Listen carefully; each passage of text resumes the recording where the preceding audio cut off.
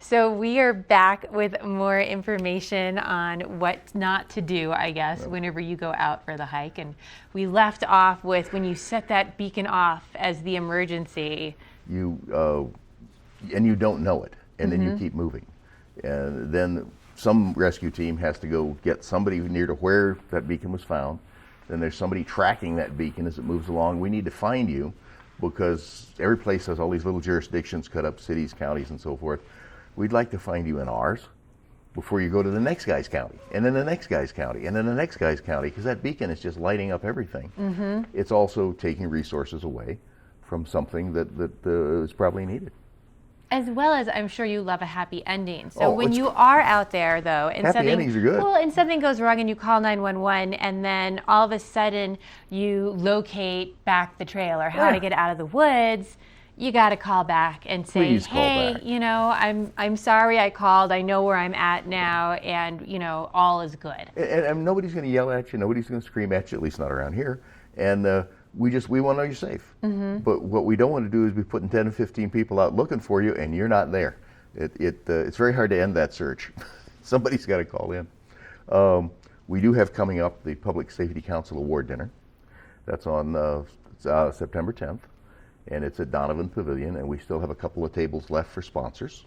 It's $550 to sponsor an 8-person table, and you get to sit 2 of your people at it, and you get to meet with 6 of the best first responders in the world, whether they're ambi people or fire guys or mountain rescue guys. It's a great deal, and we award people who are first responders in this county when they do something that steps outside the box. They do something that's not necessarily in their skill set. They do something that requires a little more than the average dose of courage, which you need to have a little bit of that. You to guys be in have this that business. in full doses. Well, it depends. A little fear is a good idea too. It keeps you safe. So this will be on the 10th, and there was a slide I think they put up with Joe Poplinski, pronounce Joe's last name right, phone number that they can call, and we still have, I think, 2 tables left, and we'd love to have somebody come and sponsor. Now, I was saying I love sitting with you because I love the stories that I get. So can you imagine going to an event like this? All of these guys and ladies are going to have wonderful stories. Oh, yeah. So, I mean, you can't go wrong with whoever you are sitting with. And you can go as an individual Yes. as well, correct? It's $45 for just an individual ticket, and there are some good stories in some of the awards this year. They're good stories every year. A couple of these are real special, and they're very special people that did these things. So please come and join us. That would be very fun. And, you know, as well as you can just make a donation to Friends of Vail Mountain Rescue. Yes, you can. You know, maybe if you're going out of town, or maybe if you've even just enjoyed listening to your stories on here. So do we do that You can do the that same way? on vailmountainrescue.org's website, and so you can donate right on the website. So let me ask you this before we go, because right now the trees are starting to slowly change, and we're going to have a lot of people wanting to head out, whether it's bike rides, hiking up into the hills, to just enjoy all of that. What are a couple of things they should have with them? Well, always a lot of water, always at this time of year rain gear. As it gets moving into September, something warm, because if you, right now, a light jacket's fine today. In an hour, you'd be sweating wearing this. In about 10 hours, you'll want this back. In about 14 hours, you're going to want a puffy layer underneath it.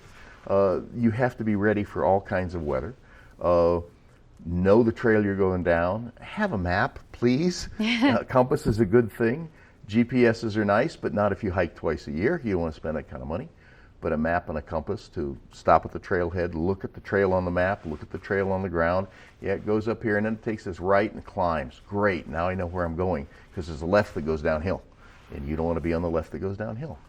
Know your surroundings. It's like if you're walking down a street in Norway or New York. There's a lot of difference between Norway and New York, but streets are the same. You have landmarks. If it's your town, you know that the second right is where you go. Treat a trail the same way. And again, tell somebody when you're going, when you'll be back, and to call 911 if you don't show up. Pretty basic. You don't want it to turn into a story that Dan's going to come back and tell me about. No, I'll never use your name, but it'll still be a good story.